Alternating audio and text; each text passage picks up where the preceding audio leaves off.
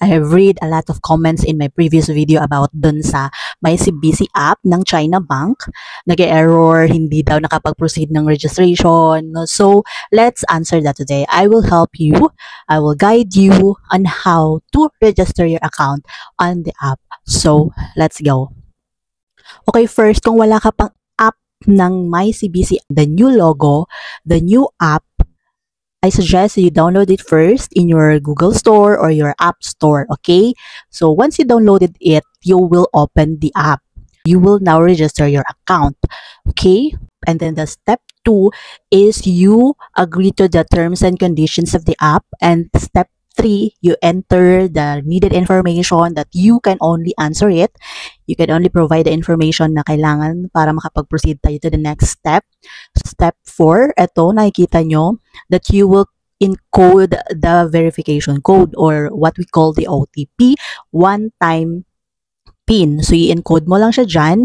So, kung ano yung na-register nyong mobile number nung nag-open kayo ng account sa branch of account nyo, yun po yung lalabas dito. So, kung hindi siya updated, kung nawala nyo yung mobile number nyo or kung bago na yung mobile number nyo, I suggest that you first update your mobile information or your contact details to your branch of account because you will not proceed to this registration if hindi updated yung contact details nyo. Okay?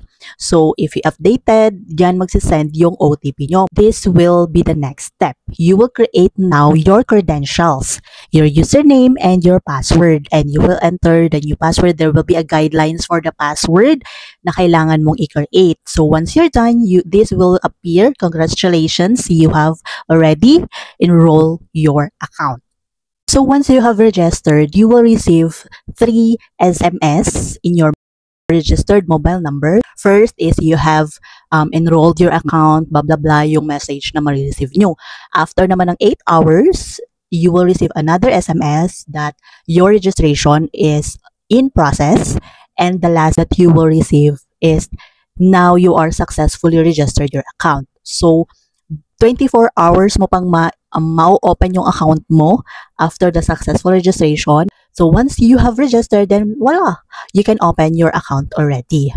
So, tapos na yung 24 hours, you will now ready to open your account. So, you will enter the details that you have created. Yung credentials na kinreate nyo, you will now enter it here once you open the app. So, you will enter your username and your password and log in.